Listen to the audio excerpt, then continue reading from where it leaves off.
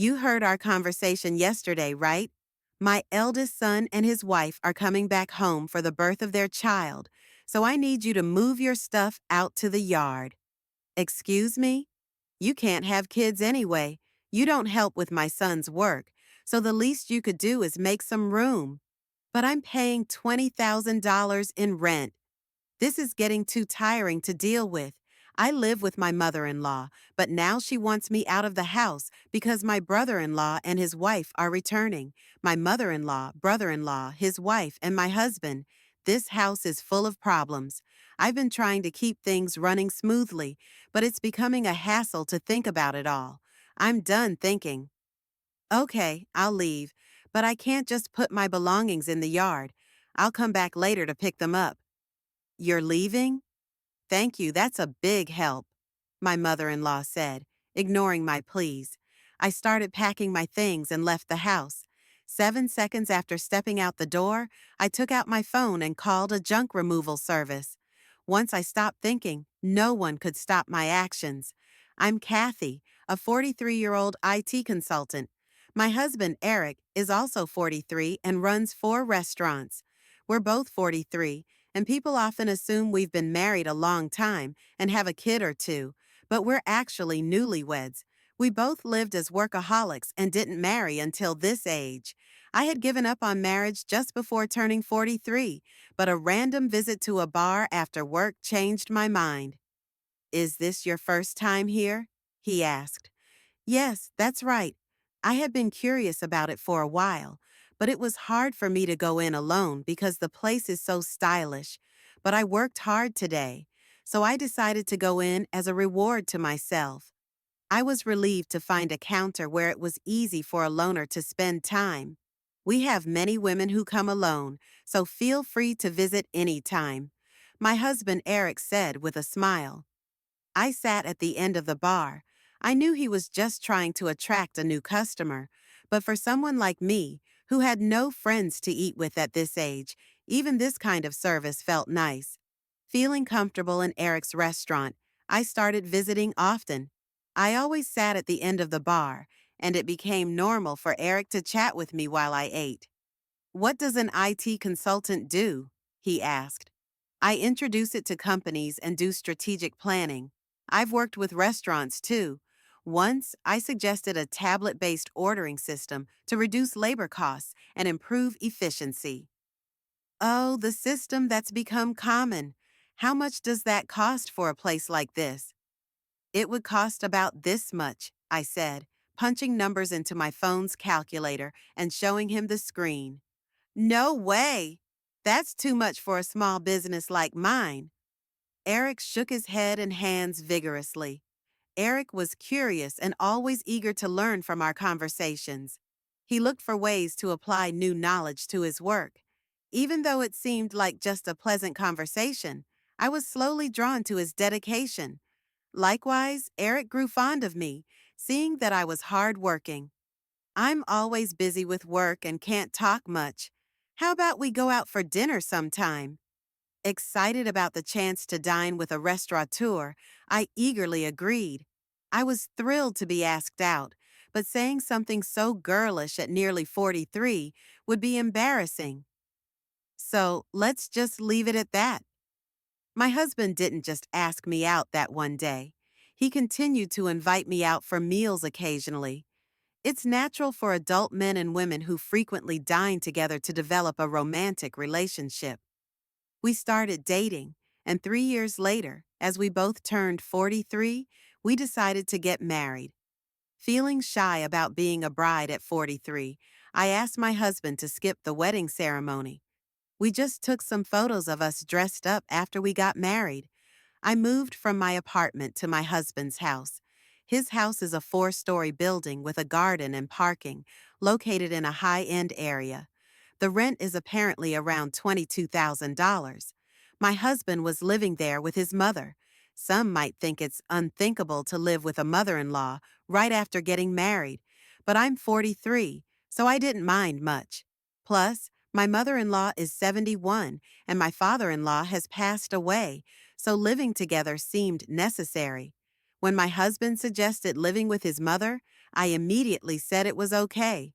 But after starting to live with my mother in law, I regretted accepting so quickly. When I moved into my husband's house, besides the bedroom for us, I even got a nice office room for myself. His house seemed too big for just two people, with many spare rooms. Once I settled in, I asked my husband, "Why do we need such a big house just for you and your mother?" He replied, "I have a brother 4 years older than me.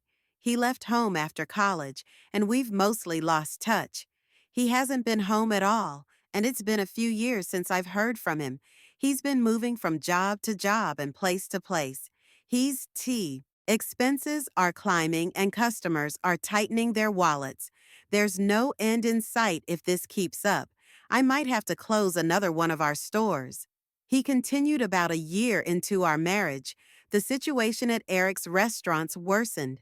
One of the four stores had already closed, and it seemed another might have to shut down too. Seeing Eric's troubled face made me feel stressed, but my mother-in-law seemed unaffected by these troubles. "You're Eric's wife, but you don't help out at the store. You just do your own job. Can you really say you're fulfilling your role as a wife?" My mother-in-law overheard our conversation and hurled insults at me from her seat on the sofa. I wondered what she was thinking, but she has her own perspective. Eric has been running his own restaurant for nearly 12 years, overcoming various challenges. I believe he'll pull through this time too. You, his wife, shouldn't be making that face. Are you trying to feed into his anxiety and make him fail? "What a terrible wife," she shouted again, from the living room to the dining room. Her words were filled with spite and venom. I knew she wasn't just trying to fire me up, but she wasn't entirely wrong. I took her words positively, then decided to support Eric to the fullest, smiling reassuringly at my anxious husband a year later. Just as she said, Eric managed to turn the situation around and avoid it closing the second store. "See, I told you, a stupid wife who can't even trust her husband. Don't drag Eric down," she said as a side effect. My mother-in-law, who had previously ignored me, started lashing out at me without reservation. The relationship with her might seem to have worsened.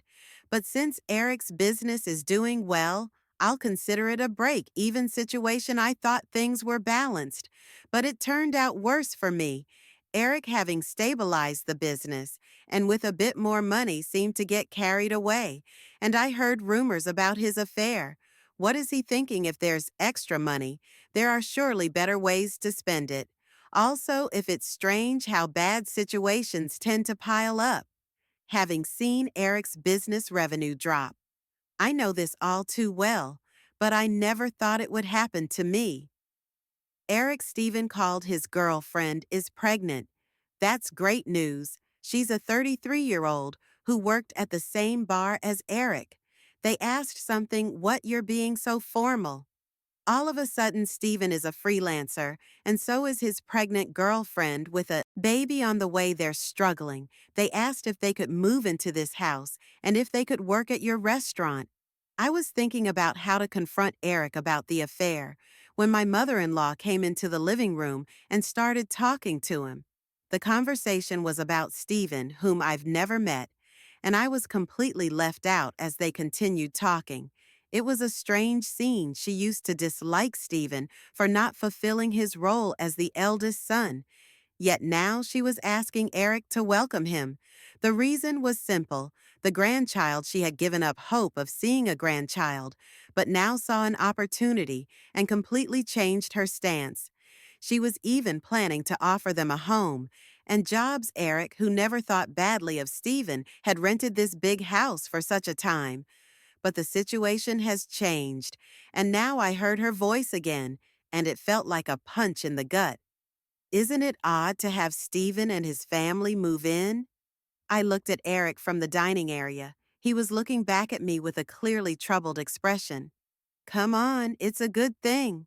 Stephen is in trouble, and you, Eric, have the means to help him." "Ah, okay, I got it." Eric sighed, unable to say no to his mother. I had hoped he would stand up to her, but it seemed it was just wishful thinking. He kept glancing at me, probably worried about my reaction.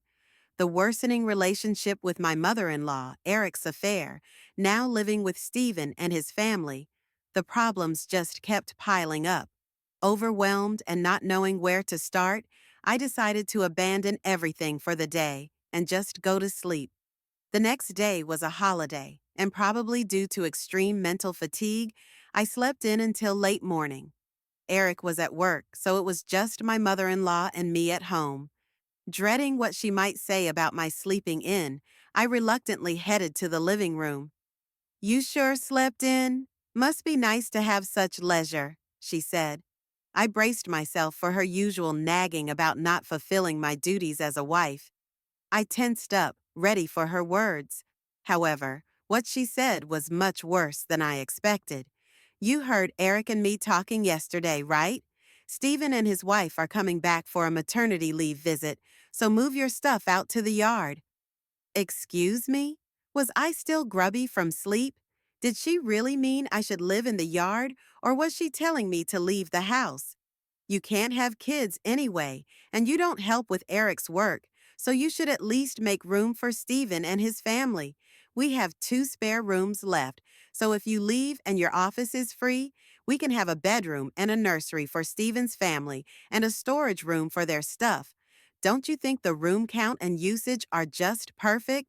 It seemed she was indeed telling me to leave. A storage room for Stephen's family? I'm being kicked out to make room for something that doesn't even seem necessary. Originally, I was allowed to use the office because there were spare rooms. I don't mind losing the office. A bedroom for Eric and me is enough. Stephen's family can live here without me leaving. Realizing that my mother-in-law now sees no reason for me to be in this house as a wife since she can see her grandchild, I thought about the $20,000 I was paying in rent. I'm too tired to deal with all this. I decided to clear my mind and rest silently with my mother-in-law. The only sound in the living room was the ticking of the clock. Okay, time to leave. After resting my mind, I decided it was too much trouble to worry about what happens to Eric, my mother-in-law, Stephen's family, and their future. I chose to leave the house. Understood. I'll leave. I can't put all my belongings in the yard, so I'll come back later to pick them up. "You're leaving?" "Thank you. That helps," my mother-in-law said, pleased. Ignoring her, I started packing my things and left the house. 7 seconds after stepping out the door, I took out my phone and called a junk removal service. My decision, made after stopping my overthinking, couldn't be stopped by anyone. Let them all regret this choice later. I left the house. I decided to stay at a hotel for a while. I called the junk removal service, but they needed some time to prepare. This worked out since I wanted some time too. 3 weeks after leaving, I rented an apartment and started living alone. I haven't heard from Eric since then. He probably thinks I'll come back eventually. The thought of Eric taking the current situation lightly infuriates me. However, today is the day after his restaurant stay off. I expect a call from Eric when he visits the restaurant for lunch. Crap! Hey, what's going on here? The restaurant is completely empty. Just as I thought, Eric called. I could explain over the phone, but it would be more efficient if your mom was there too. "I'm heading to the house now. Can you come back? You can't open the restaurant anyway, right?" I couldn't help but laugh before hanging up, amused.